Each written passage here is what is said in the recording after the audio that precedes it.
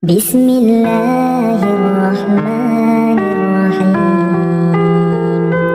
Bismillahirrahmanirrahim. Assalamualaikum warahmatullahi wabarakatuh. Waalaikumsalam warahmatullahi wabarakatuh. Nahmaduhu wa nusalli wa nusallimu ala rasulihil karim.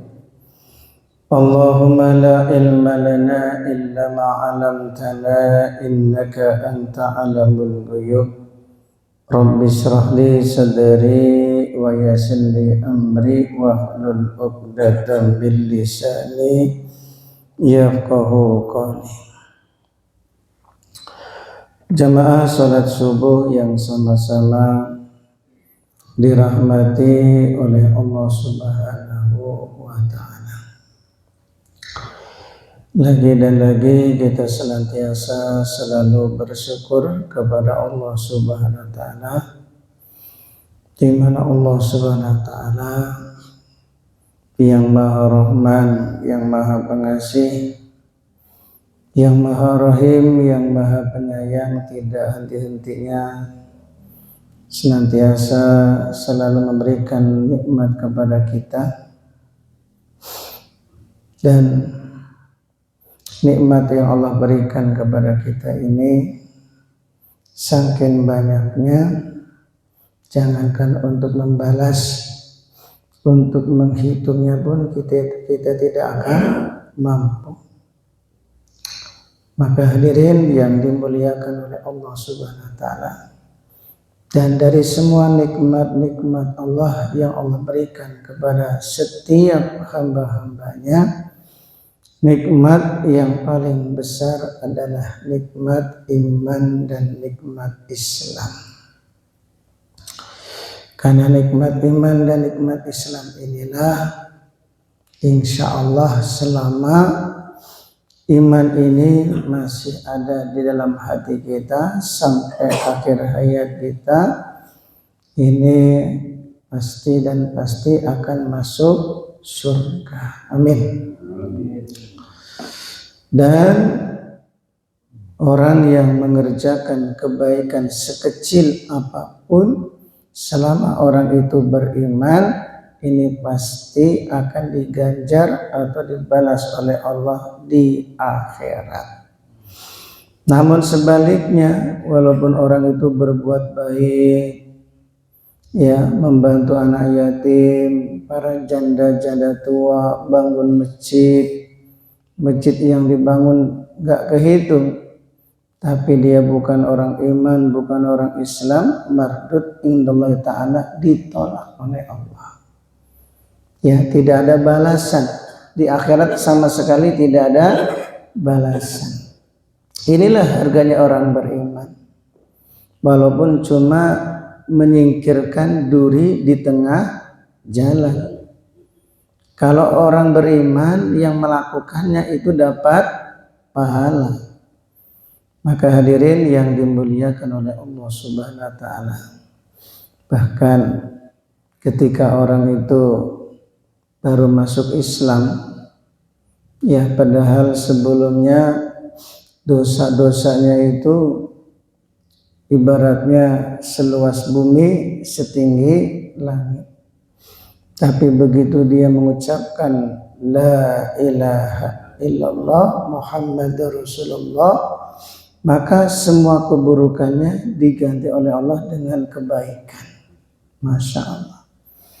Dosanya lah yang sebesar atau seluas bumi, setinggi langit, begitu dengan kalimat la ilaha illallah diganti dengan kebaikan, habis semua keburukannya. Itu baru kalimat la ilaha illallah. Bagaimana orang beriman yang hari-hari bukan mengucapkan sekadar la ilaha illallah, dia sholat, baca Quran, zikir, sedekah, tentu ini lebih banyak lagi dosa-dosanya yang diampuni oleh Allah. Maka hadirin yang dimuliakan oleh Allah Subhanahu wa ta'ala, Inilah perlu kita syukuri lagi dan lagi nikmat iman dan Islam, agar nikmat iman dan Islam yang ada dalam diri kita Allah kekalkan sampai akhir hayat kita. Amin. Hadirin yang dimuliakan oleh Allah Subhanahu wa taala, melanjutkan kajian kemarin bahas masalah 3 nasihat sekarang dari Sayyidina Utsman bin Affan radhiyallahu anhu. Beliau mengatakan, man tarakat dunya, barang siapa yang meninggalkan dunia, ahaballahu ta'ala, maka akan dicintai oleh Allah. Meninggalkan dunia ini maksudnya apa? Gak mau kerja karena dia lagi semangat-semangatnya ibadah, pekerjaan ditinggalkan. Bukan. Jadi yang dimaksud meninggalkan dunia ini bukan meninggalkan pekerjaan. Kata Syekh An-Nawawi Al-Bantani, beliau menjelaskan, bi an aqalla syaba'a wal aqla wa abghada sana minan nas. Jadi makan tidak terlalu kenyang itu juga namanya tidak cinta dunia.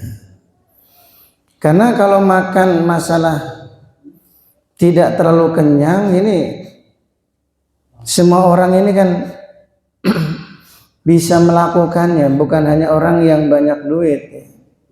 Ya kadang orang kaya itu malah makannya dikit, tapi orang miskin makannya banyak. Betul nggak? Orang kaya itu kadang makannya dikit. Ya, bukan karena kolesterol, memang ada, memang makannya memang dikit. Karena takut atau gimana ya. Ya. Tapi kalau orang miskin, coba kali sepiring. Ya, pokoknya sepiring cukup, 2 piring beak. Ya, sepiring cukup, 2 piring habis. Nah ini orang itu ya akan kelihatan ya, asli cinta dunia dengan tidak tuh kelihatan daripada makannya. Wal akla, dan mengurangi masa makannya. Orang itu kalau banyak makan, dikit-dikit makan, ya ngemil. Ya, orang-orang yang salah satu ciri-ciri orang yang cinta terhadap dunia. Dan perlu diketahui termasuk dosa yang paling besar adalah dosa cinta terhadap dunia. Ya, orang taunya dosa yang besar itu berzina, mencuri, membunuh.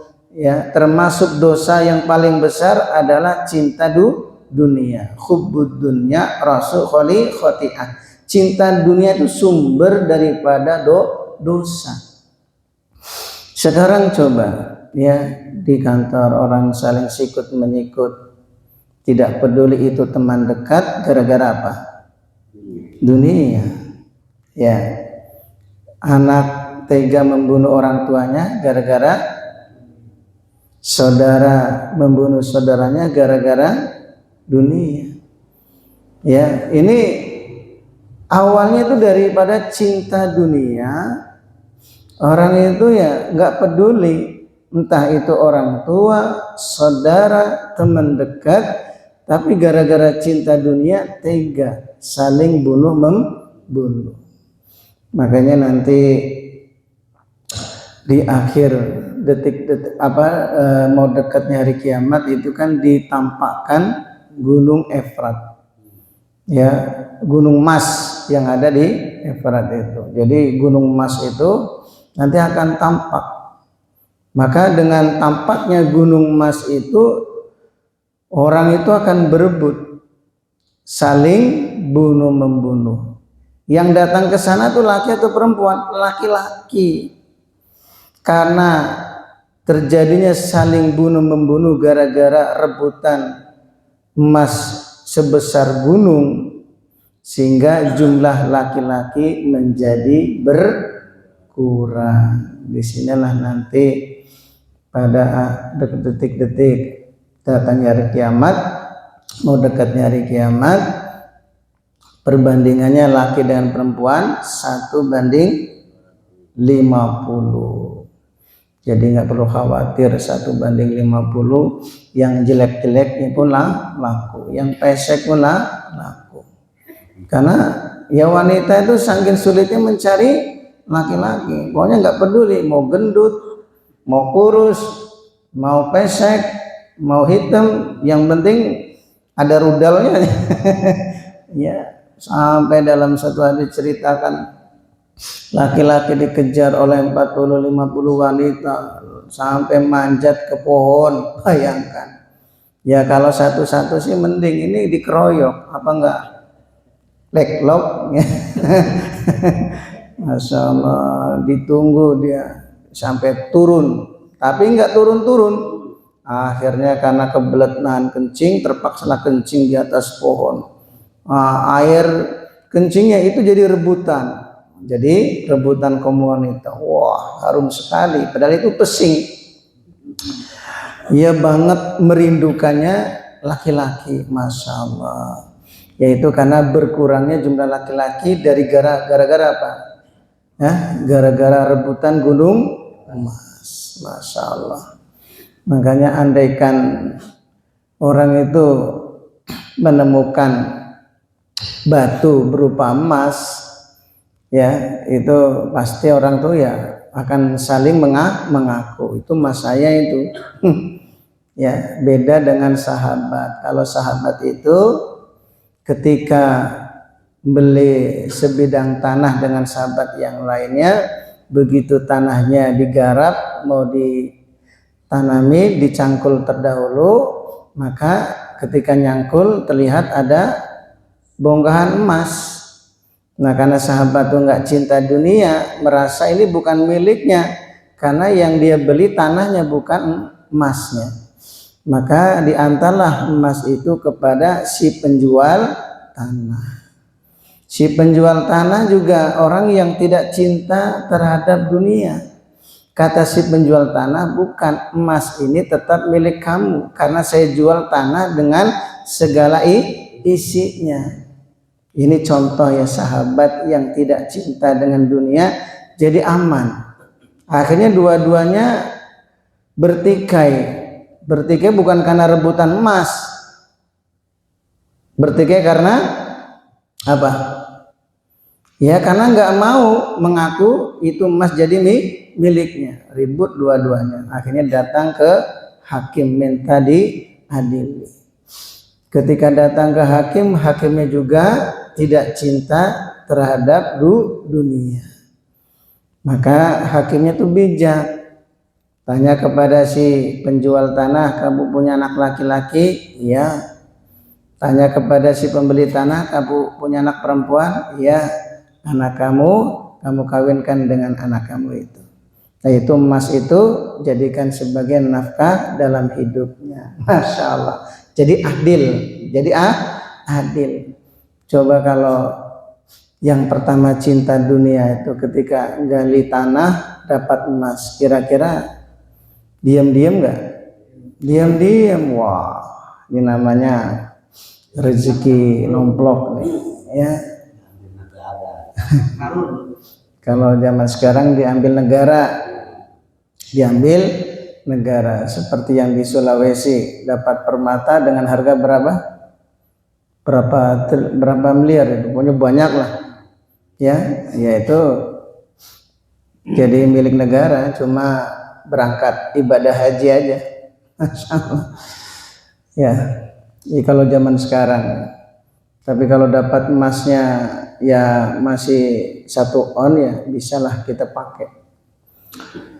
Hadirin yang dimuliakan oleh Allah Subhanahu wa taala, ini kembali masalah gara-gara cinta dunia orang itu bisa berbuat dosa. Makanya di sini termasuk orang itu meninggalkan dunia, tidak cinta dunia, diawali dari makan itu tidak terlalu kenyang. Ya, makan, melatih diri kita untuk makan tidak terlalu kenyang ini salah satu ya. Orang itu tidak terlalu cinta dunia. Kemudian mengurangi masa makannya. Masa makan ini juga salah satu ciri orang yang tidak cinta terhadap dunia. Kemudian kata Syekh Nawawi, tidak suka dipuji orang, juga ini termasuk orang yang tidak cinta terhadap dunia. Jadi walaupun dia itu kelihatannya banyak hartanya, ya, punya mobil mewah, rumah mewah, tapi nggak senang dipuji. Nah, ini namanya cinta apa? Tidak cinta dunia. Dia nggak senang. Ya seperti kiai-kiai itu. Kiai-kiai itu kan mobilnya banyak yang mewah, punya yang mewah juga. Ya, duitnya banyak.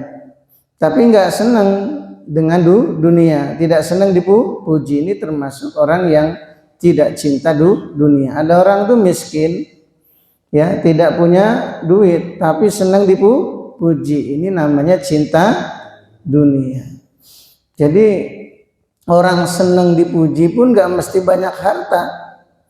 Sedikit harta, nggak punya duit pun, kalau dia senang dipuji orang, ini namanya orang yang cinta dunia. Pengen ada pengakuan, ya, pengen ada pengakuan. Ini hasil kerja saya nih, tanpa ada saya, wah, nggak bisa berjalan ini.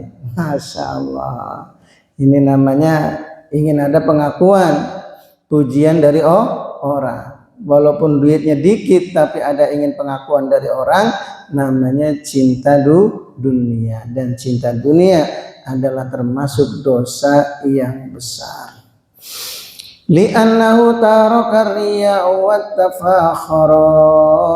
Sesungguhnya orang yang meninggalkan cinta dunia itu, kata Imam Nawawi, dia akan meninggalkan sifat riya wa tafakhara, dan membangga-banggakan atau sifat sombong. Sifat sombong. Jadi akan terhindar dari sifat riya dan sifat sombong. Kemudian Sayyidina Utsman beliau melanjutkan perkataannya, wa man taraka dzunuba ahabbu al malaikah, dan barang siapa yang meninggalkan dosa, maka dia akan dicintai oleh malaikat. Jadi kalau kita ini meninggalkan kemaksiatan, semakin kita itu tidak bermaksiat kepada Allah, semakin dicintai oleh malaikat.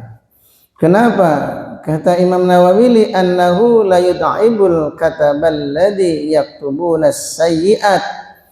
Karena sesungguhnya orang yang meninggalkan kemaksiatan menjadikan malaikat yang ditugaskan mencatat keburukan jadi istirahat, tidak sibuk.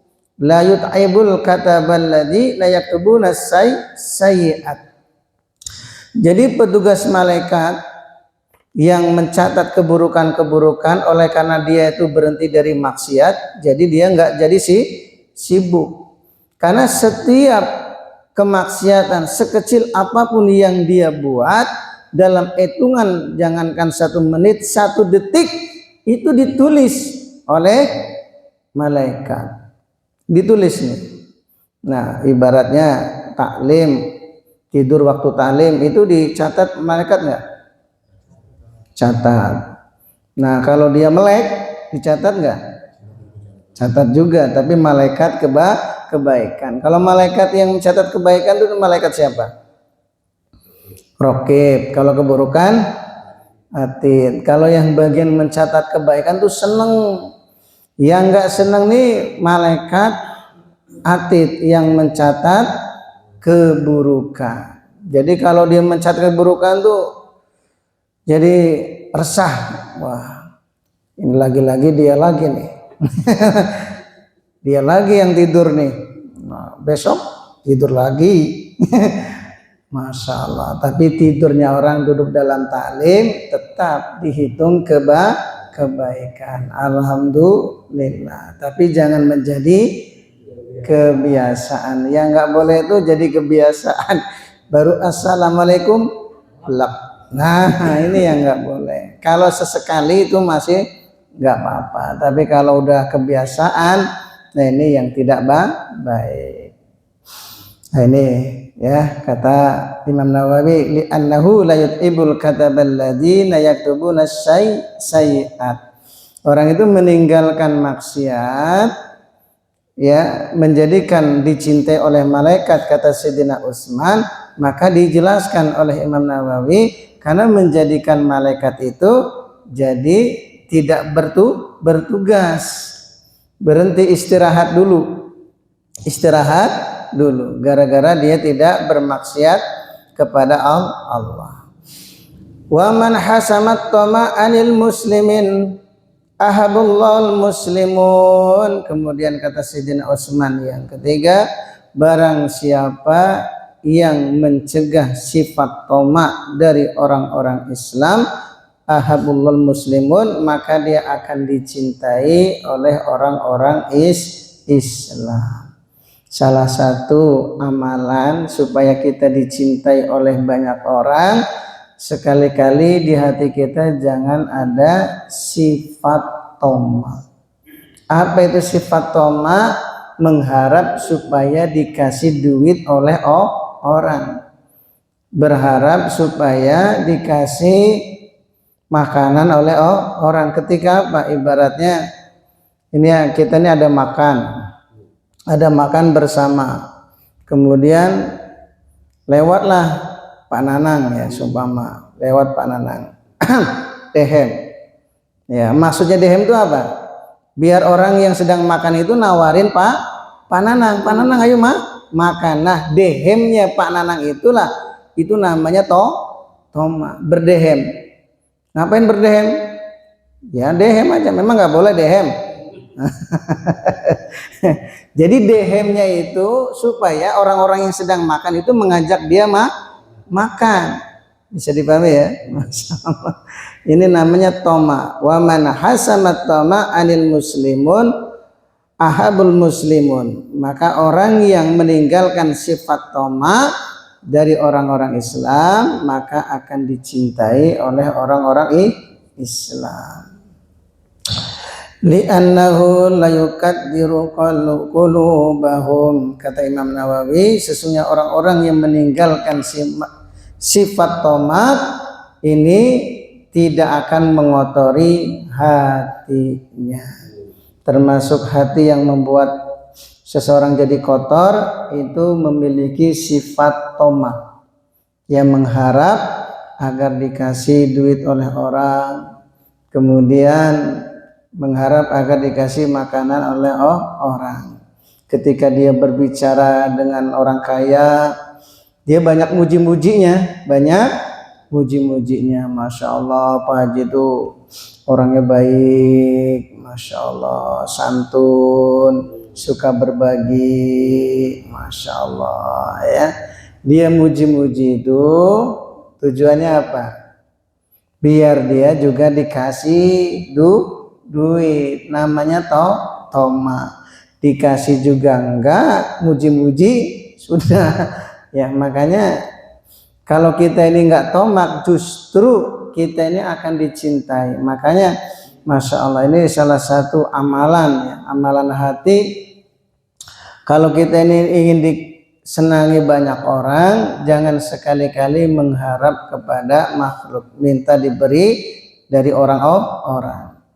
Itu rezeki itu ya datangnya daripada Allah. Kalau kita ini hanya tomak kepada Allah, berharap kepada Allah, maka Allah gerakan hati-hati orang akan memberi kepada kita tanpa kita mengharap, tanpa kita meminta. Bahkan walaupun hati orang yang pelit sekalipun, kalau Allah sudah ketuk hatinya, walaupun dia terkenal orang yang paling pelit, pasti akan memberi, ya. Makanya kalau kita ini meminta, nggak perlu muji-muji. Udah memuji-muji itu ya karena Allah, ya, bukan supaya kita dikasih uang. Karena ini sifat tomak ini salah satu amalan yang jelek yang harus kita tinggalkan, karena itu bisa mengotori hati kita. Inilah 3 perkataan Sayyidina Utsman, jangan kita ini cinta terhadap dunia, yaitu dengan makan tidak terlalu kenyang. Kemudian waktu makannya jangan terlalu banyak. Kemudian jangan suka dipuji orang. Ini salah satu, kalau kita menghindari perkara ini termasuk orang yang dikatakan meninggalkan dunia. Kalau orang kerja ini malah bagus, dia kerja niatnya supaya banyak duit agar dia bisa membantu orang lain yang dalam keadaan kesusahan. Maka ini bagus. Ya, kita ini harus memang banyak duit seperti Sayyidina Utsman, Abdurrahman bin Auf, supaya apa? Bisa membantu orang yang dalam keadaan kesusahan, entah itu keluarga kita, kerabat kita, ya, atau saudara-saudara kita yang mereka dalam keadaan kesusahan bisa kita bantu. Walaupun kelihatannya banyak duit, tapi kalau kita ini tidak cinta dunia, nah ini bukan berarti orang yang banyak duit itu termasuk orang yang cinta dunia. Tergantung hatinya. Maka salah satu ciri-cirinya yaitu tidak makan terlalu kenyang.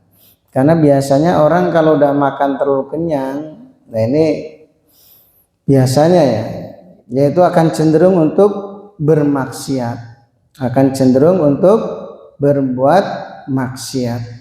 Karena orang yang terlalu kenyang ini nafsunya terlalu gede. Terus bagaimana? Kapan kita bisa kenyang? Kita ini bisa kenyang kalau memang makanan itu ya tidak ada yang menghabiskannya, kecuali ya kalau kita mampu menghabiskannya ya kita habiskan, itu jadi sedekah, amalan bagus. Ibaratkan ada sisa nasi, ya orang makan nggak sampai habis, kita habisin itu, daripada mubazir, maka itu boleh untuk kenyang. Tapi jadi jangan setiap makan kita harus kenyang, ya. Makanya dilatih, kalau bisa itu ya puasa sunnah. Karena dengan puasa sunnah itu melatih diri kita itu tidak cinta terhadap dunia. Makanya para kiai-kiai itu lebih banyak puasanya. Coba lihat, ya kita bukan, jangan sujon dengan para ulama, nggak boleh, ya, kualat. Ya cuma perbandingan ulama-ulama dulu dengan ulama-ulama sekarang itu kan jauh, ya. Jadi kalau ulama-ulama dulu tuh banyak tirakatnya, banyak puasanya, seperti Kiai Mangli, ya, karena orang yang rajin puasa sunnah. Walaupun diundang ke istana negara, yaitu oleh Pak Soeharto, dihidangkan makanan, tidak menyentuh makanan sedikit pun. Masya Allah. Ini contoh ya, Kiai Mangli Magelang, ya, ketika diundang makanan oleh Pak Soeharto loh, bayangkan makanannya enak-enak, tidak disentuh sedikit pun makanan, malah belum mengeluarkan makanan dari sakunya berupa getuk. Ini contoh, ya.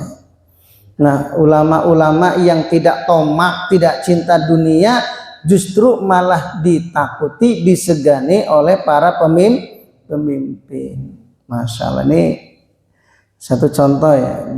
Masih banyak ulama-ulama zaman dulu, karena mereka tuh ya banyak tirakatnya, banyak puasanya, tidak cinta terhadap dunia, justru menjadikan para pejabat-pejabat tunduk di bawah kakinya. Makanya ya kita latih, ya, bukan berarti kita harus meninggalkan makan kenyang, sedikit-sedikit, ya. Yang penting jangan terlalu sampai kenyang. Untuk melatih diri kita, jangan sampai di hati kita ini cinta terhadap dunia, karena cinta dunia ini termasuk dosa besar. Jadi bukan hanya berzina, mencuri, membunuh, termasuk di hati kita ada cinta terhadap dunia, ini termasuk dosa besar, dosa yang tanpa kita sadari. Ya, kelihatannya kita duduk di masjid, ya, kelihatannya duduk di masjid, tapi selalu aja pikirannya itu kapan punya mobil mewah, ya. Duduknya di masjid jasadnya, tapi pikirannya, wah kalau saya ini rumahnya megah, masya Allah, kemudian mobilnya mewah. Nah ini orang-orang seperti ini kan di hatinya cinta terhadap dunia. Kelihatannya jasadnya saja di masjid, ya, tapi hatinya cinta dunia. Maka ini penting ya, kita latih diri kita ya dengan tidak makan terlalu kenyang. Bagaimana kira-kira, siap ya?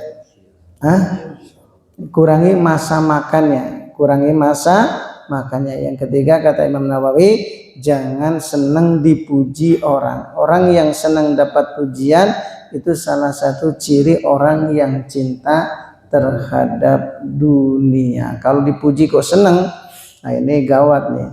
Maka ini kita hindari, karena semua itu akan mengotori hati kita. Kalau hati kita ini kotor, untuk ibadah lebih khusyuk ini akanlah sulit. Kalau hati kita ini sudah kotor, maka ini 3 perkataan Sayyidina Utsman. Pertama, tinggalkanlah dunia dengan mengurangi makan tidak terlalu kenyang. Yang kedua, jangan bermaksiat supaya kita dicintai malaikat. Kemudian yang ketiga, jangan ada sifat toma agar kita dicintai banyak orang. Pertama apa? Tinggalkan dunia agar dicintai oleh Allah. Ya, yang kedua, jangan bermaksiat agar dicintai oleh malaikat. Yang ketiga, jangan ada sifat toma agar dicintai banyak orang. Ini 3 amalan nih, kalau betul-betul kita amalkan, insyaallah hati kita akan bersih sehingga menjadikan asbab amal ibadah kita diterima oleh Allah Subhanahu wa taala. Amin ya rabbal alamin. Subhanallah wa bihamdihi, subhanallah wa bihamdika, asyhadu an la ilaha illa anta astaghfiruka wa atubu ilaik. Wassalamualaikum warahmatullahi wabarakatuh.